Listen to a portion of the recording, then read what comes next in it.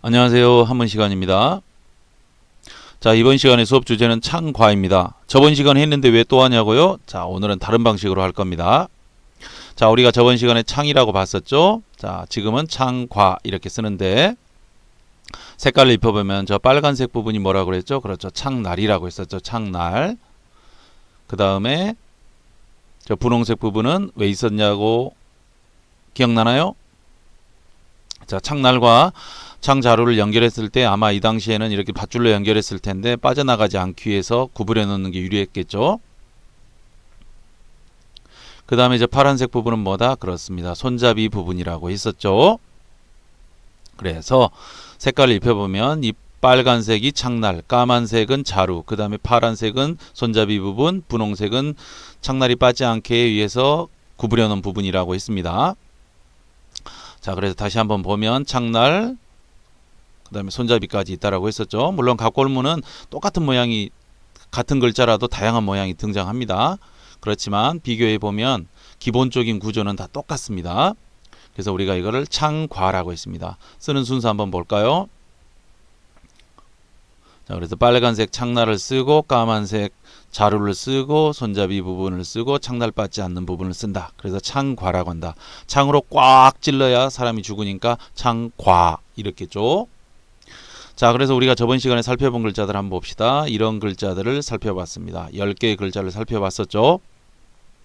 자, 이 10개의 공통으로 들어있는 글자는 그렇습니다. 창과라고 있었죠. 창과라고.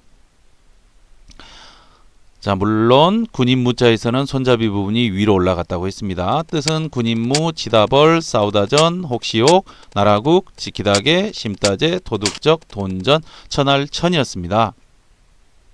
자, 그래서 선생님은 이게 다 창과가 들어간 글자들이니까 아마 여기에는 전쟁의 역사가 숨어 있을 거라 생각하고 이 한자들을 가지고 한번 이야기를 만들어 봤습니다. 선생님이 만든 이야기 한번 읽으면서 한자를 한번 복습해 봅시다.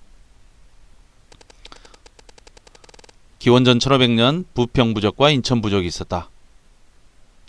옛날에는 사이가 좋았습니다. 그러나 지금은 아니게 되었습니다. 왜 그랬을까요? 한번 봅시다.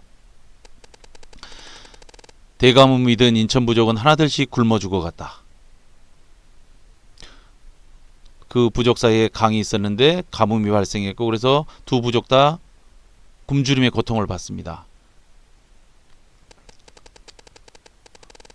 근데 인천부족은 살아남기 위해서 착한 부평부족을 공격하기로 결정을 했습니다. 부평부족 걸 빼앗아서 인천부족이 먹고 살겠다고 아주 나쁜 마음을 먹은 거죠. 그래서 인천부족은 동이족의 은나라에서 최첨단 철기무기 창과를 대량으로 사들였습니다.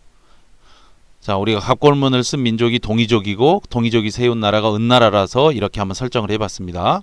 자, 그래서 갑골문에 이렇게 등장한다고 했었죠. 그래서 창과 다시 한번 보겠습니다. 창과.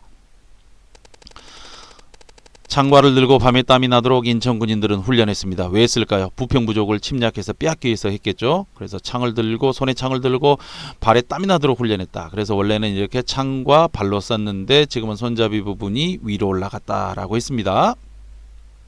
여러분들 기억나죠? 쓰는 순서는 여러분들 잘 한번 생각해 보기 바랍니다. 쓸 때 어떻게 써야 한다? 그렇죠. 먼저 분홍색 쓰고 창날 쓰고 파란색 발지자를 써주고 그 다음에 창자로 빠지지 않는 부분까지 쓴다.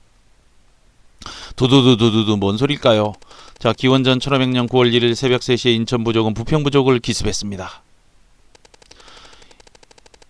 인천 군인들은 남녀노소 가리지 않고 부평인들의 목을 창과로 베버렸습니다. 부평부족의 목이 떨어져 나가는 슬픈 장면입니다. 그래서 지금 글자를 보면 사람인과 그냥 창과자만 돼 있지만 갑골문을 보면 창날이 사람 목을 뚫고 있는 모습이죠. 치고 있는 모습. 이에 부평부족은 석기무기 단으로 철기무기 창과로 무장한 인천부족에 맞섰습니다. 그래서 부평부족은 겨우 이렇게 밧줄에 돌을 묶어서 나와서 부평부족이 맞서게 됐겠죠. 자, 이걸 우리가 홑단이라고 한다고 했습니다. 홑이라는 건 하나라는 뜻이죠.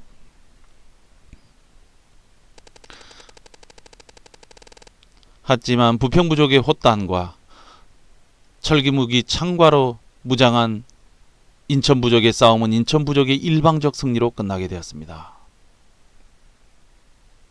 그래서 두 개의 무기가 등장한다. 그래서 싸움이란 반드시 내가 저 상대방을 이길 수 있을 때 싸움을 하게 되죠. 그래서 싸움이란 야비한 짓거리고 남을 폭력이란 나쁜 겁니다. 지극히 폭력이란 지능적 행위입니다. 왜? 이 한자에서 알 수 있듯이 내가 상대방 저 돌무기 정도는 이길 수 있어 이런 생각이 들기 때문에 싸우는 게 전쟁을 하게 되는 거겠죠. 인천부족은 부평부족 땅까지 거느리는 큰 나라를 세우게 됐습니다. 부평부족은 쫓겨나고 인천부족이 부평부족의 땅까지 차지하는 큰 나라를 만들게 됐겠죠. 그래서 원래 나라 국자는 이 파란색 내 땅덩어리 분홍색을 넘어서 내 땅덩어리 안으로 들어오면 내 창과로 다 너희들 죽는다 이런 게 나라겠죠. 근데 점령을 하다 보고 정복을 하다 보면 땅덩어리가 커지게 된다고 했었죠. 그래서 지금은 나라 국자를 이렇게 쓴다고 했습니다.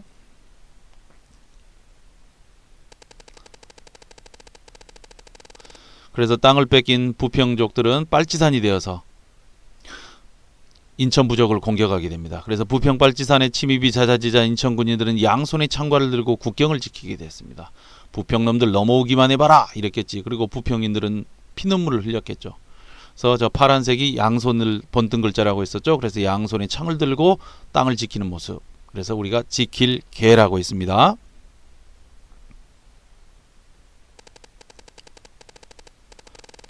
그래서 땅을 빼앗긴 부평부족 일부는 깊은 산에 들어가 훔친 창과로 땅을 파고 옥수수를 심고 삼았다. 창과의 딱 생김새가 곡괭이 자루처럼 생겨서 그걸로 땅을 파고 살았겠죠. 그래서 한자로는 이렇게 표현됩니다. 물론 갑골문을 보면 이렇지 않지만 지금 글자만 넣고 보면 이렇게도 볼 수 있다는 겁니다.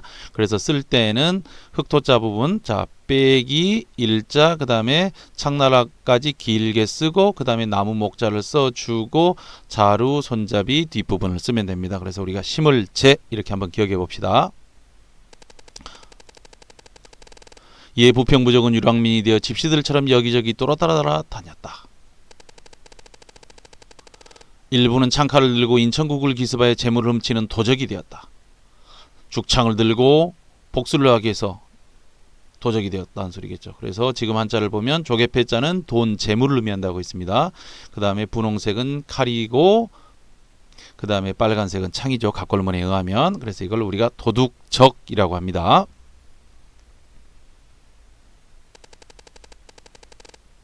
그리고 훔친 창과를 녹여 이조동돈을 만들어 부평인들은 다시 인천부족에게 복수를 해야 되기 때문에 훔친 창과의 쇠 부분, 날 부분을 쇠덩이의 날 부분을 녹여서 가짜 동전을 만들어서 그렇죠. 이렇게 쓰겠죠. 쇠로 된 작은 것들을 우리가 돈이라고 했습니다. 그래서 신무기를 사들여서 복수를 준비하게 됩니다.